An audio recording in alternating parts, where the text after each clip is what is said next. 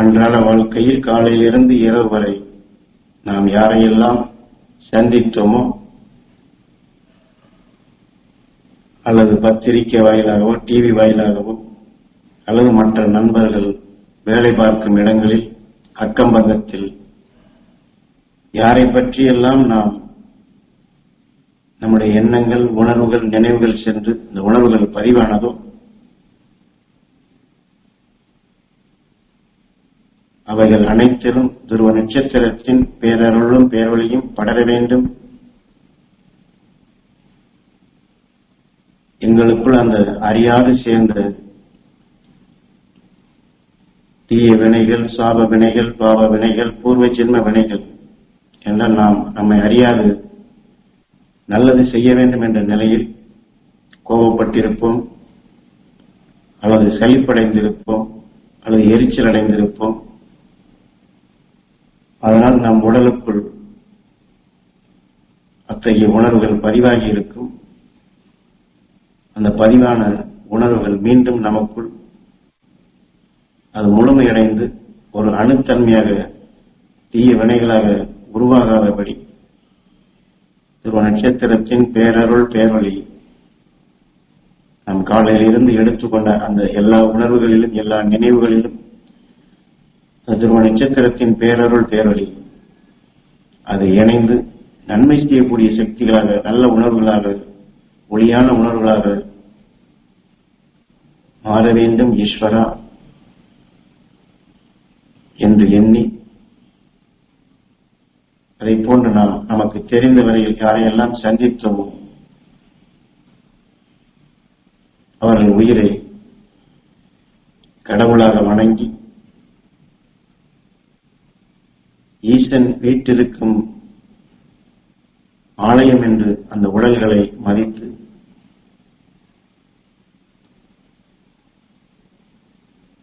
அங்கே உருவாக்கக்கூடிய, உருப்பெற்றுக் கொண்டிருக்கக்கூடிய அந்த நல்ல குணங்களை தெய்வ குணங்களாக மதித்து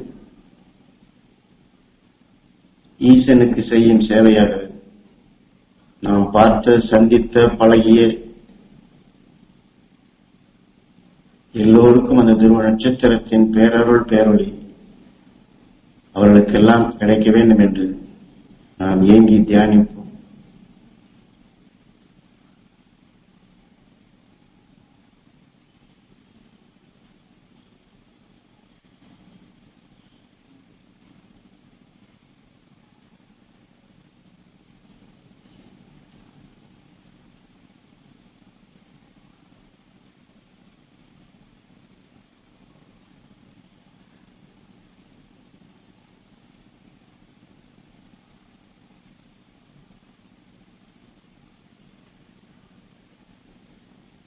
இதைத்தான் பிரதோஷம் என்று ஞானிகள் நமக்கு காட்டியுள்ளார்கள். பெரிதொரு மனிதனுடைய அவன் உடலிலே விளைந்த உணர்வுகள்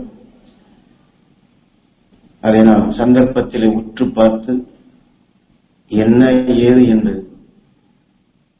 தெரிந்து கொள்ள அல்லது அந்த செயலை சீராக செய்வதற்காக என்று நாம் நுகர்ந்தறிந்திருந்தாலும் அவர்கள் வெறுப்பாக பேசியிருக்கலாம். காரணம், அவர்கள் குடும்பத்திலோ மற்ற இடங்களிலோ அதுபோன்ற வெறுப்படைந்த உணர்வுகளுடன் நம்மை சந்திக்க வரும்பொழுது இந்த உணர்வுகள் நமக்குள்ளும் இணைந்து நமக்குள்ளும் அந்த வெறுப்பான உணர்வுகள் பதிவாகி இருக்கும். இதுபோன்று எத்தனையோ குணங்கள், எத்தனையோ உணர்வு கொண்டு எத்தனை பேரை நாம் சந்திக்க நேருகின்றது. பத்திரிகையை படித்திருப்போம் அல்லது டிவியிலே இந்த இடத்தில இன்று திடீரென்று வெள்ளமாக பாய்ந்து அந்த கிராமத்தை அடித்து சென்றது என்றெல்லாம் நாம் இது படிக்கப்படும் பொழுது அது நாம் சாதாரணமாக அதை பார்க்க வேண்டும் என்று எண்ணத்திலே எண்ணி இருந்தாலும் இது போன்ற உணர்வுகள்,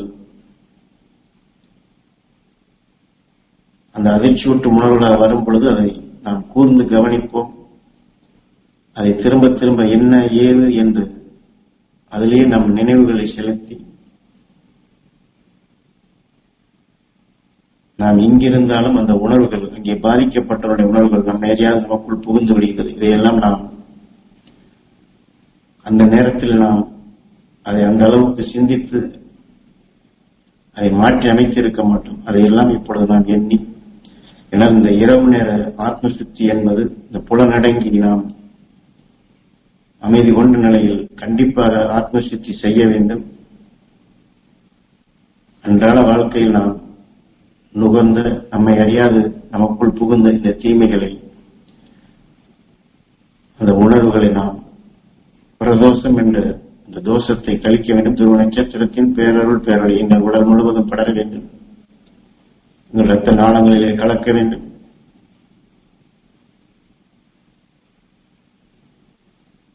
நாம் எந்த சம்பவத்தை பார்த்து அல்லது படிக்க நேர்ந்து கேட்க நேர்ந்து நம் நினைவுகள் அங்கே சென்றவர் துருவ நட்சத்திரத்தின் பேரருள் பேரொளி அந்த இடங்களிலே படர வேண்டும். அங்கே வாழக்கூடிய மக்கள் அதிலிருந்து காப்பாற்றப்பட வேண்டும். அதிலிருந்து காத்திடும் சக்தியாக அந்த மகேஸ்வரனால் அங்கே பதிவாக வேண்டும் என்று நாம் இவ்வாறு எண்ணி பழகுதல் வேண்டும். என்றால் இதைத்தான் குருநாதர் ஒட்டு மொத்தமாக என் குருநாதர் எனக்கு அந்த உயர்ந்த சக்திகளை பெறுவதற்காக தொட்டு காட்டினார் என்று சொல்லி, என் குருநாதர் எனக்கு எப்படி உள்ளபூர்வமாக எனக்கு அந்த அறிவே அந்த ஞானமே இல்லை என்றாலும் மகர்ஷி ஞானி உணர்வுகளை எனக்குள் தொட்டு அந்த உணர்வுகளை தூண்ட செய்து செவிவழி என் உணர்ச்சிகளை உந்தி கண்ணின் நினைவு கொண்டு வந்து குரு எனக்குள் பதிவு செய்ததை அதை மீண்டும் மீண்டும் நினைவாக்கி அவர் காட்டிய நிலைகளை நான் நுகரும் பொழுது அந்த உணர்வு எனக்கு ஒரு பாதுகாப்பு கவசமாக அது அமைகின்றது. அதே போன்றுதான் உங்களுக்கும் உங்கள் உள்ளத்தை தொட்டு உள்ளபூர்வமாக துருவ நட்சத்திரத்தின் பேரருள் பேரொளி உங்களுக்கு கிடைக்க வேண்டும் என்று அதற்குத்தான் உங்களை ஆத்ம சித்தி செய்யும்படி சொல்லியிருந்தேன். எந்த சந்தர்ப்பத்திலும் ஈஸ்வரா என்று உயிரை எண்ணி எனக்கு என் குரு கொடுத்ததை நான் அவரை நினைவு கூர்ந்து நான் எப்படி அந்த உணர்வை எடுத்துக்கொண்டேனோ அதேபோல் நீங்களும் குரு இது போன்ற சந்தர்ப்பங்களில் நம்மை விழித்திருக்கும்படி செய்து ஆத்மசித்தி செய்யும்படி சொல்லியிருக்கிறார் என்ற நினைவை எண்ணி உங்கள் உயிரான ஈசனிடம் வேண்டி துருவ நட்சத்திரத்தின் பேரருள் பேரொளி பெற வேண்டும் என்று எண்ணினால்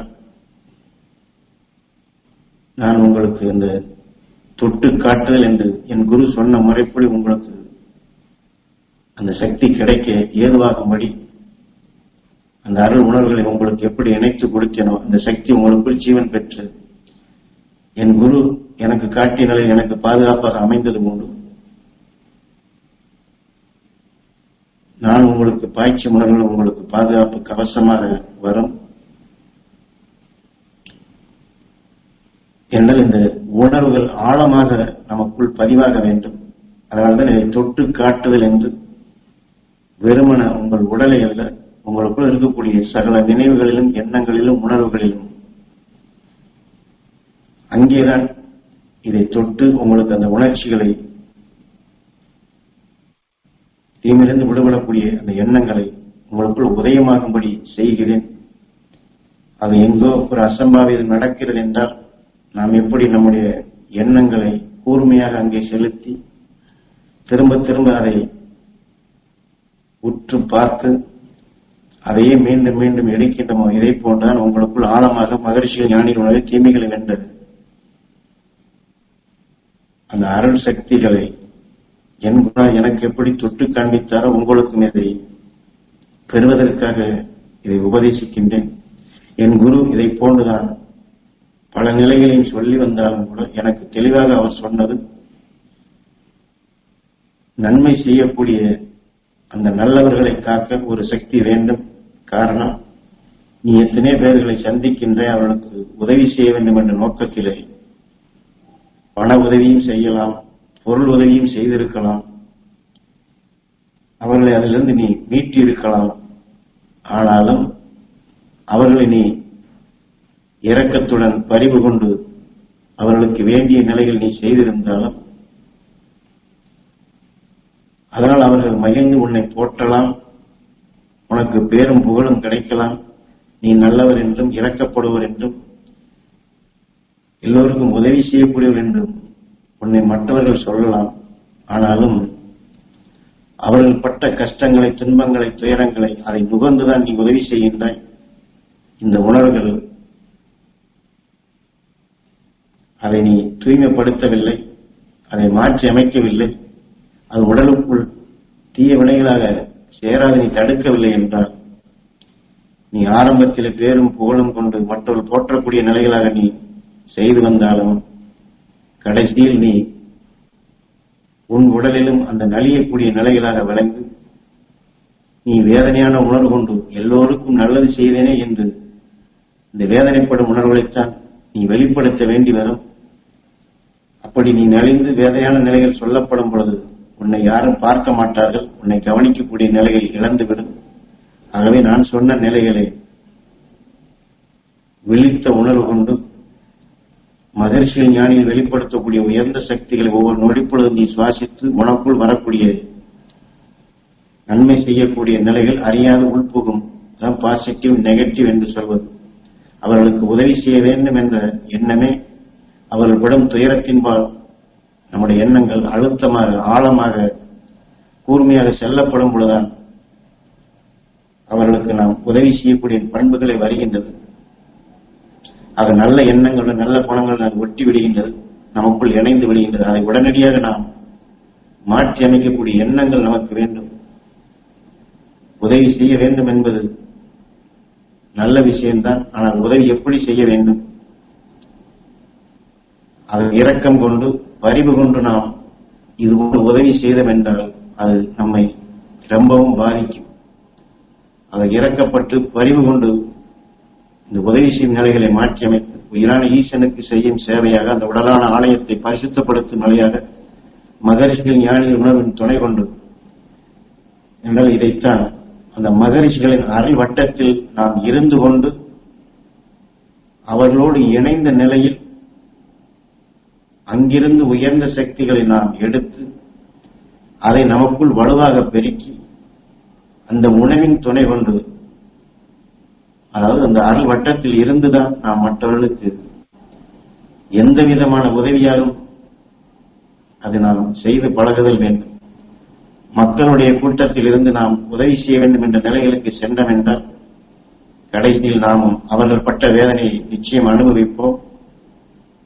இந்த வேதனையான சொல் நிச்சயம் வரும். எல்லோருக்கும் நன்மை செய்தேன், ஆனால் எனக்கு கடைசியில் இப்படி வந்துவிட்டது என்றது. இது போன்ற நிலைகளை தடுப்பதற்குத்தான் குரு இதை சுட்டிக்காட்டி நாம் செய்யக்கூடிய நன்மையாக நிலைத்திருக்க வேண்டும். நம்மை எந்த விதமான தீமையும் பெரிதொரு உணர்வும் என்றால் அவர்கள் நன்றி கடனாகவும் நம்மை எண்ணும் பொழுது அவர் உடலிலே பட்ட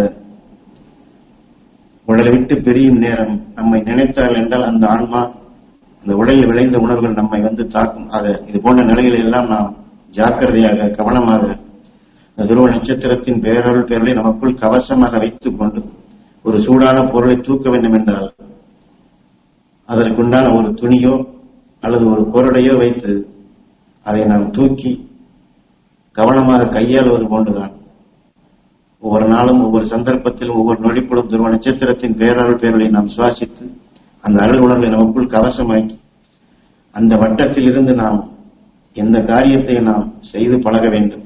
அதனால்தான் குருநாதர் இங்கே தொட்டு காட்டுதல் என்று அதைத்தான் அங்கே நமக்கு தொட்டு காட்டுகின்றார். இந்த மனித வாழ்க்கையில் நாம் ஒருவருக்கொருவர் அன்பு கொண்டு பண்பு கொண்டு வாழ்வது அது பெரிய விஷயம் அல்ல, உதவி செய்வதும் பெரிய விஷயம் அல்ல. ஆனால் உதவி செய்ததில் நாம் கைமாறாக அவர்கள் படும் துன்பத்தையோ துயரத்தையோ வேதனையோ நாம் எண்ணி நமக்குள் நுகர்ந்து விடக்கூடாது. ஒரு மருத்துவர் தன்னிடம் வரக்கூடிய நோயாளியை பற்றி அவருடைய நோய் அவருக்கு எப்படி வந்தது, அவருக்கு ஏன் வந்தது, அவர் ஏன் இப்படி கஷ்டப்படுகின்றார், அவர் ஏன் இப்படி வேதனைப்படுகின்றார், அவர் நல்லவர் தானே என்று இப்படியெல்லாம் அவர் எண்ணுவதில்லை. தன் வருமானத்திற்காக தனக்கு வரக்கூடிய நோயாளிகளை அந்த அடிப்படையிலே தான் அவர் உற்று நோக்குகின்றார். அவருக்கு வந்த தீமைகளை அகற்றும் நிலையாகத்தான் சிந்தித்து பார்க்கின்றார். அது அந்த தீமைகளை நீக்கக்கூடிய சிந்தனைகள் அவருக்கு வரும்பொழுது அதற்கொத்த எண்ணங்கள் தான் வரும். இது போன்ற நம் அன்றாட வாழ்க்கையில் நாம் எதை சந்தித்தாலும், எந்த நிலையில் இருந்தாலும், குடும்பத்திலும் சரி, தொழிலிலும் சரி, உறவினர்களும் சரி, அது யாராக இருந்தாலும் சரி, அது அந்த உயிர் கடவுள் ஈசன் வீட்டிற்கும் ஆலயம் அந்த உடல், அங்கே அசுத்தம் சேராது, அங்கே தீமைகள் சேராது, அல்லது தீமையான நிலையிலிருந்து அங்கே விடுபடக்கூடிய அந்த உயர்ந்த சக்தி அவர்களுக்கு கிடைக்க வேண்டும் என்று அந்த மகரிஷிகள் ஞானிகள் உணர்வின்பால் நம் நினைவை செலுத்தி அதை அழுத்தமாக எண்ணி எடுத்து அதை நாம் அவர்களுக்கு கிடைக்க செய்ய வேண்டும். அதனால்தான் நமது ஞான குருவும் சரி, மாமகரிஷி ஈஸ்வராய குருவேரும் சரி, அந்த அருள் ஒளியை சுவாசித்து, பேரருள் பேரொளி உணர்வொளி சுவாசித்து, இந்த ஒளி சுடரை, இந்த ஞானத்தின் ஒளியைத்தான் நாம் மற்றவர்களுக்கு தர்மமாக கொடுக்க வேண்டும். தர்மத்திலே சிறந்தது இந்த ஞானத்தை கொடுப்பதுதான். இந்த ஞானத்தை நாம் தர்மமாக கொடுத்தால் இதை யாரும் திருடி வைத்துக் கொள்ள முடியாது, அல்லது தனக்கென்று எடுத்துக்கொள்ளவும் முடியாது. இது எடுக்க எடுக்க இது வந்து கொண்டே இருக்கும். ஆனால் அன்புக்கோ, பரிவுக்கோ, இரக்கத்திற்கோ நாம் அவர்கள் மீது பரிதாபப்பட்டு செய்யக்கூடிய நிலைகள் நம்முடைய நிலைகளையே அடகு வைத்தது போன்று ஆகிவிடும். அதுபோன்று இல்லாதபடி நம் குருநாதர் எப்படி அந்த தொட்டு காட்டுதல் என்று குரு காட்டிய வழியிலே துருவ நட்சத்திரத்தின் பேரவர்களை நம் எண்ணங்கள், நினைவுகள், உணர்வுகள், உடலில் இருக்கக்கூடிய அணுக்கள் அனைத்திலும் அதை தொட்டு காட்டி அந்த உயர்ந்த சக்தி ஒவ்வொரு நொடிப்பொழுதும் இந்த வாழ்க்கையிலே கவனமாக விழிப்பாக இருந்து அதையே ஆழமாக அழுத்தமாக நினைவு கொண்டு வந்து அந்த உணர்வுடன் தொடர்பு கொண்டு அதையே நமக்கு ஆதாரமாக வைத்து அதையே திரும்ப திரும்ப எண்ணி ஏங்கி சுவாசித்து அந்த வழியிலே நாம் நம்முடைய சொல், செயல், பேச்சு, மூச்சு நம்மிடமிருந்து வெளிப்படக்கூடிய அனைத்தும் அது அமையுமே என்றால் எந்த திசையிலிருந்தும் யாரிடமிருந்தும் எந்த தீமையான உணர்வுகளும் நம் ஆன்மாவிலே புகுந்து நமக்குள் தீமை செய்யக்கூடிய நிலையாக வராது. அதே குருநாதர் அந்த தொட்டு காட்டிய நிலைகளை நாம் நினைவு கொண்டு வந்து, ஏன்னால் அதுதான் ஆழமாக நம் உள்ளத்தில் உள்ளபூர்வமாக உங்கள் உள்ளத்தை தொட்டு அதை கொடுக்கிறேன் என்று சொல்கின்றார். அது நமக்கு நம்முடைய நினைவு குரு நமக்கு கொடுக்கக்கூடியதை பெற்று அதை நமக்குள் வளர்த்து அந்த குரு நமக்கு கொடுத்த நிலைகள் எல்லோருக்கும் கிடைக்க வேண்டும் என்ற இந்த அடிப்படையிலே தான் நம்முடைய பேச்சு, மூச்சு, சொல், செயல் அமைய வேண்டும். நாம் எடுப்பது குரு காட்டிய துருவ நட்சத்திரத்தினுடைய சக்தியாகவும், நாம் வெளிவிடுவது அல்லது மற்றவர்களுக்கு கிடைக்க செய்வது துருவ நட்சத்திரத்தினுடைய சக்தியாகவும் இருத்தல் வேண்டும். இதை முகப்பிலே, இதை அழுத்தமாக முன்னணியில வைத்துக் கொண்டால் குரு நம்மை எப்படி அந்த தொட்டு அந்த உயர்ந்த சக்தியை நான் உங்களுக்கு கொடுக்கிறேன் என்று சொல்லி இதை போன்று நாம் ஒவ்வொரு உயிரான ஈசனுக்கு நாமும் அந்த துருவ நட்சத்திரத்தின் பேரவர்கள் பேரொளி நாமும் தொட்டு கொடுக்க முடியும். அந்த ஆலயத்தை பரிசுத்தப்படுத்தும் நிலையாக இது அமையும்.